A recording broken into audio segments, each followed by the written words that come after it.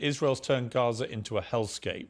At least 8,000 children have died. These are gigantic and horrendous numbers of children being killed. Do you not have any qualms about the number of children being killed? Queen Rania, the only piece of advice she has for anyone is how to marry a king. If Jordan cared at all for the Palestinian people, they would take them in. Every country that takes in the Palestinians gets terror. It happened in Egypt, it happened in Jordan, it happened in Syria, it happened in Lebanon, it happened in Tunisia, on and on. That's why these people don't really care about their fellow Muslims. They just care about hating Jews.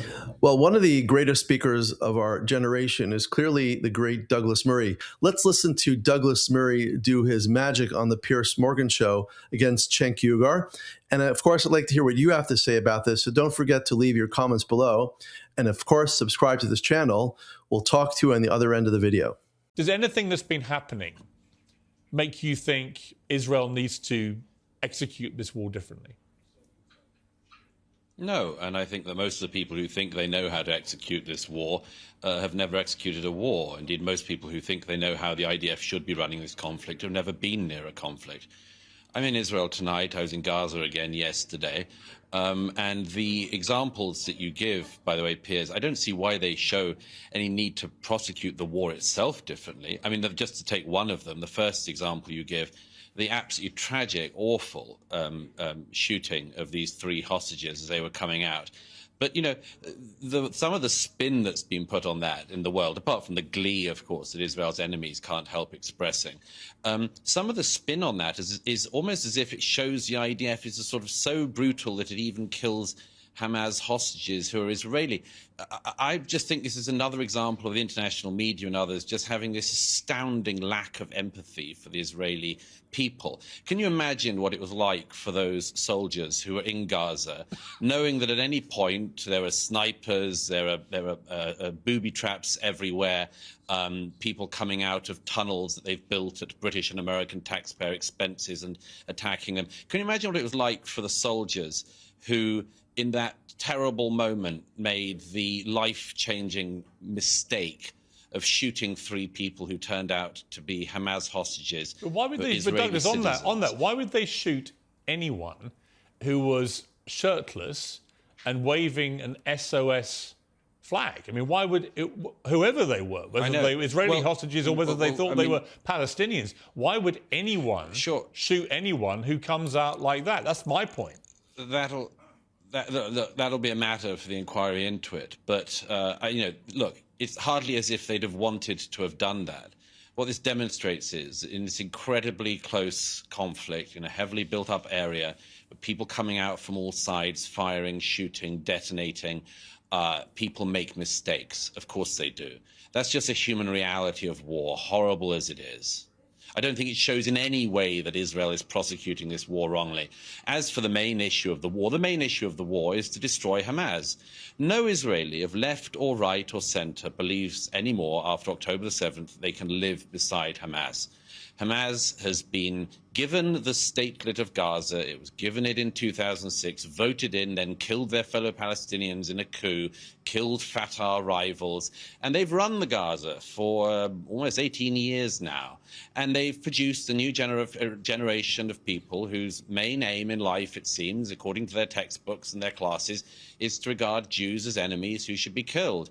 This is just an unbelievable waste, a waste of life on every side. But apart from anything else, a waste of those Palestinian lives, of children who grew up under Hamas's rule, if you can call it that, who have been indoctrinated into becoming sociopaths by a psychopathic terror organization, Hamas. All right, Cenk, you've been listening to that. Is there anything that Douglas said that you agree with? No, nothing. Not even about the way Hamas has presided over Gaza in the last 18 years? Yeah. So that's a weapon of mass distraction. It's Israel doing genocide on the Palestinians right now. And there's IDF soldiers singing and in video that the IDF has confirmed about how they're going to wipe out the seed of Amalek. That is a verse in the old Hebrew Bible that talks about exterminating Amalek. So they're talking about genocide against Palestinians. Benjamin Netanyahu has also talked about wiping out Amalek. These are open calls for genocide. What I find stunning, Douglas mentioned stunning lack of empathy. There's 20,000 dead people in Palestine right now in Gaza. Over 8,000 of them are children. When 36 Israeli children were killed by Hamas, the world cried out, and I was brokenhearted over it. 36 poor kids dead in Israel. Now there's over 8,000 dead kids in Gaza. You want to talk about a stunning lack of empathy. 6,400 women slaughtered in Gaza. You want to talk about terrorism? They're dropping unguided bombs, 2,000-pound bombs. Every one of those bombs is an act of terrorism. And the stunning lack of empathy towards Palestinian lives is disgusting. But I want to be clear, it is not shared by all Israelis. The dad of one of the hostages who was killed went on Israeli television and said, "Stop killing them." And he didn't mean the hostages.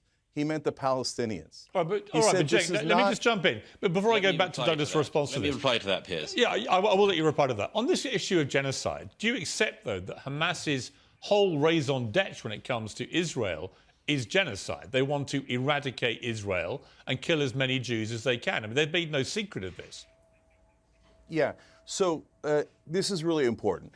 So I have no sympathy for Hamas. So I'm not interested in defending Hamas. I think that's nothing but a distraction.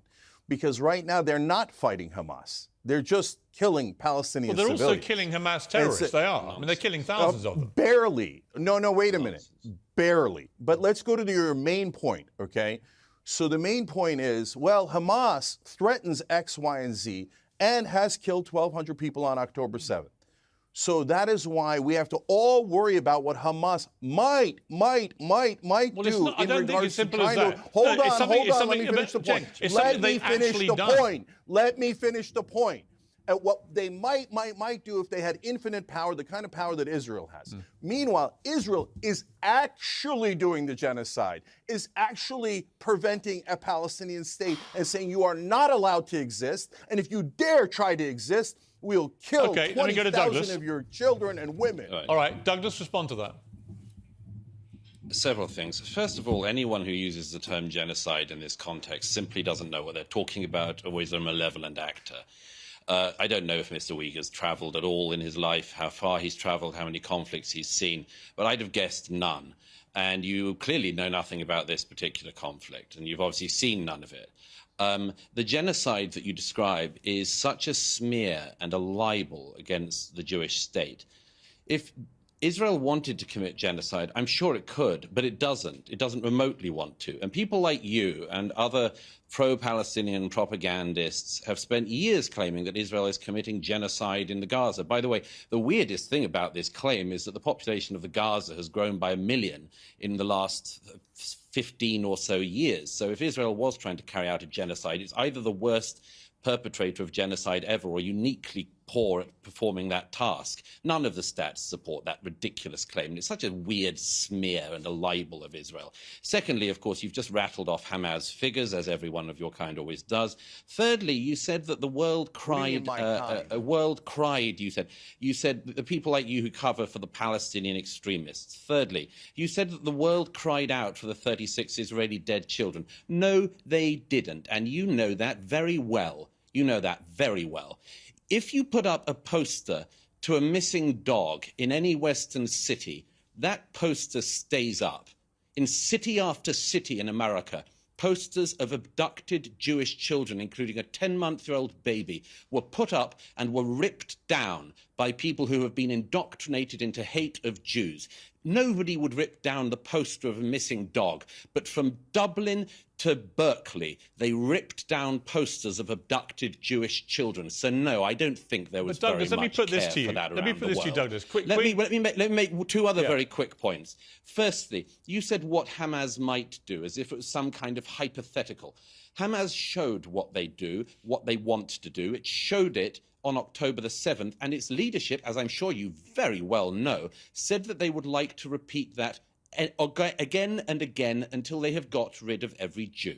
So I don't know. I would trust Hamas's word on that rather than your interpretation of what you think they mean when they say that, and your generous interpretation of what you think that means. And finally, as for preventing a Palestinian state, it is nonsense that the Israelis have prevented a Palestinian state. They gave the Gazans a Palestinian state in 2005. They gave them a Palestinian state in 2005 when every Jewish person was ripped from their homes in the Gaza by IDF soldiers.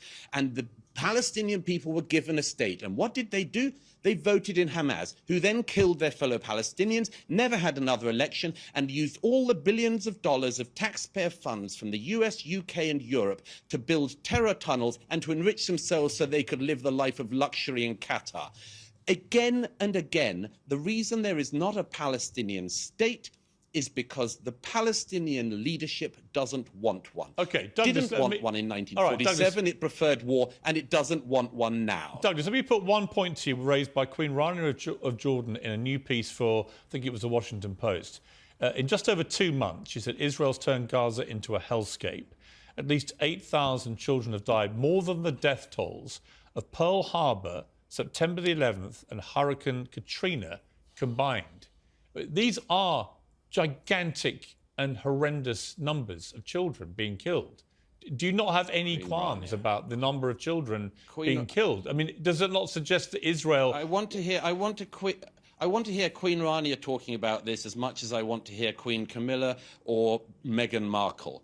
I mean, it's pathetic. Queen Rania is holding on to her own position in Jordan.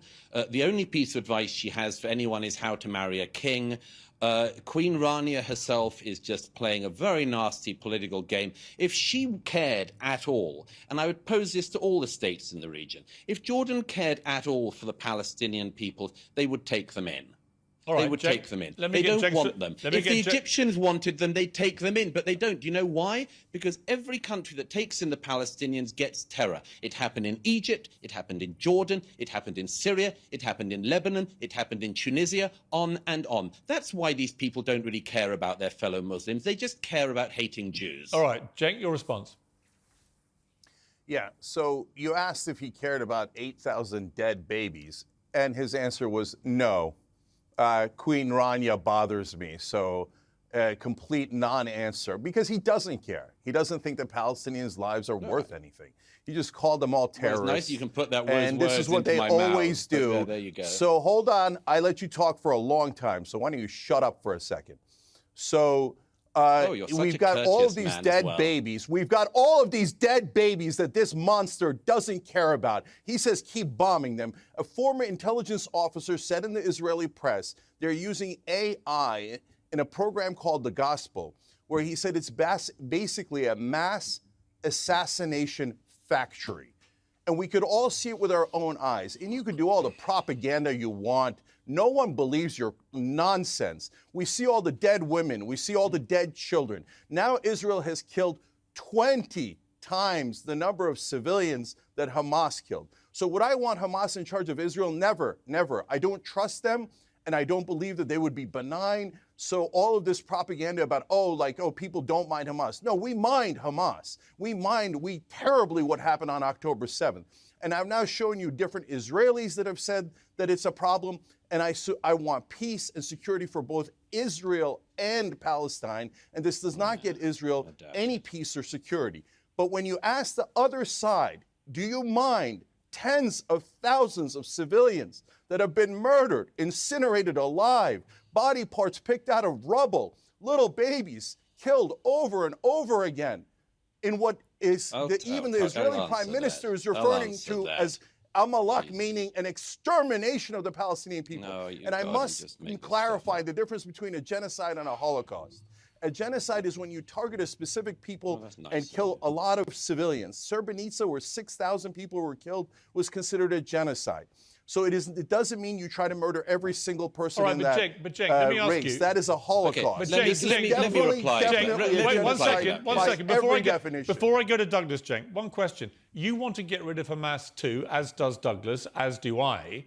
if you don't do it the way that Israel is currently doing it, given that they live amongst the population, how else do you do it? Yeah, there's an excellent way to do it, and there's the right way to do it. So let me explain.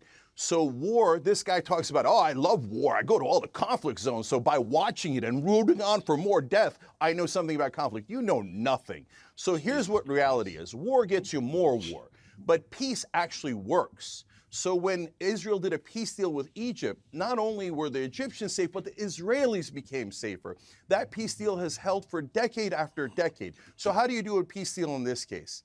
What you do is you do the two-state solution now, and you do it with the Palestinian Authority in the West Bank. And if you then have a Palestinian state, the Palestinian Authority would have the credibility to drive out Hamas from Gaza. That is a realistic plan for both peace, security for Israel and the Palestinians, and driving out Hamas. The idea that you're going to kill 20,000 more civilians, 200,000 more civilians in Gaza, and it's going to drive out Hamas. Okay, let Douglas answer that. Let Douglas respond to that. First of all, I mean, your other guest, I mean, I don't know what kind of a creature he is. He's a kind of low-grade thug, as far as I can see. He's listened to nothing I've said. Yeah, I know, because I'm Muslim. That's what you call all Muslims. I'll tell you. No, it's not that at all. It's not that at all. I just think that you're just a very low-rent racist.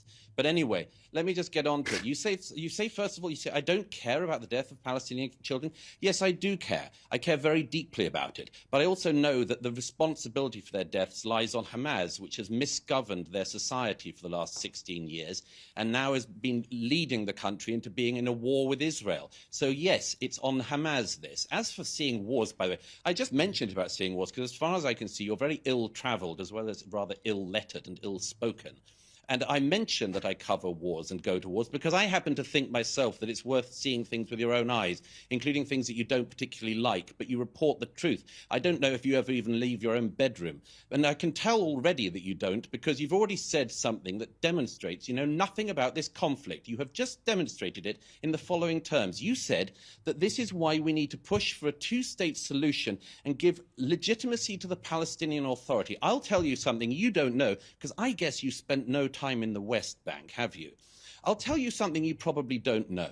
The Palestinian Authority, Fatah, celebrated the 7th of October massacres. I'll give you another fact which demonstrates you know nothing about this and clearly haven't ever visited any Palestinians in the West Bank as I have.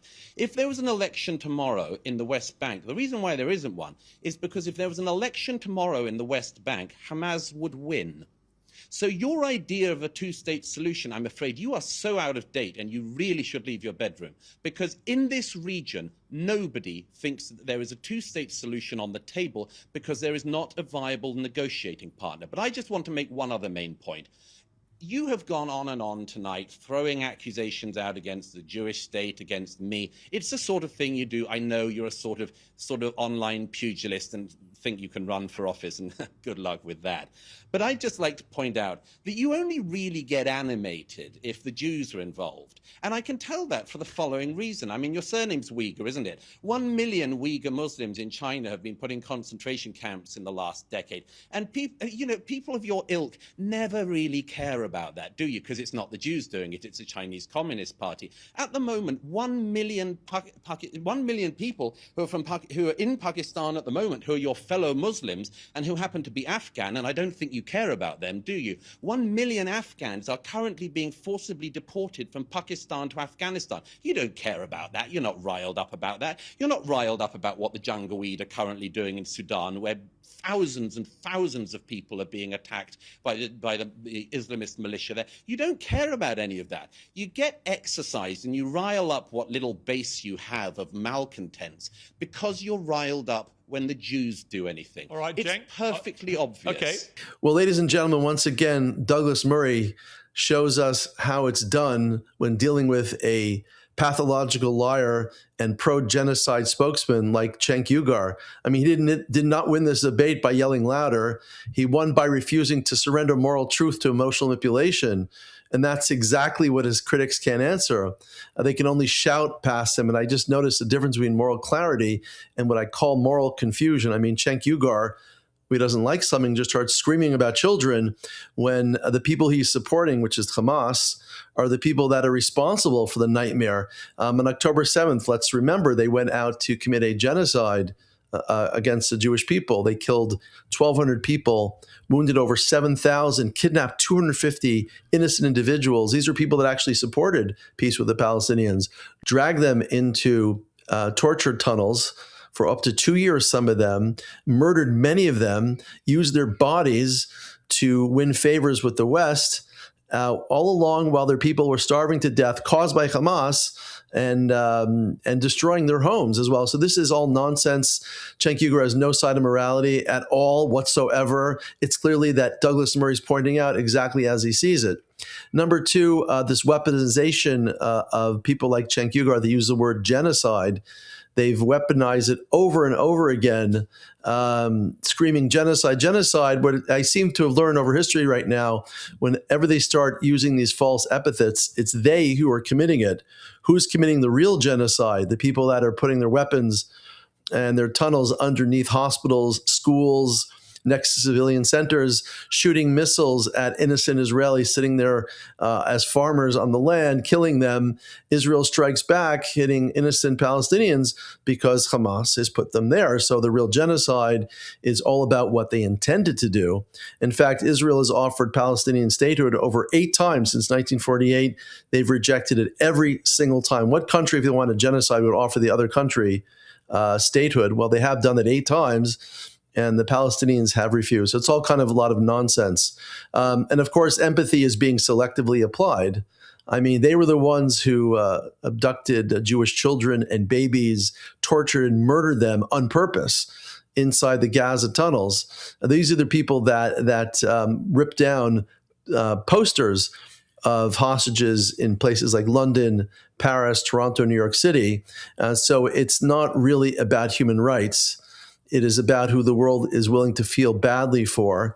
And when they play this type of game, the Cenk Uygur side, this type of grievance, we're always the downtrodden, we're always the victims, when they, in fact, are the perpetrators of this terrible nightmare.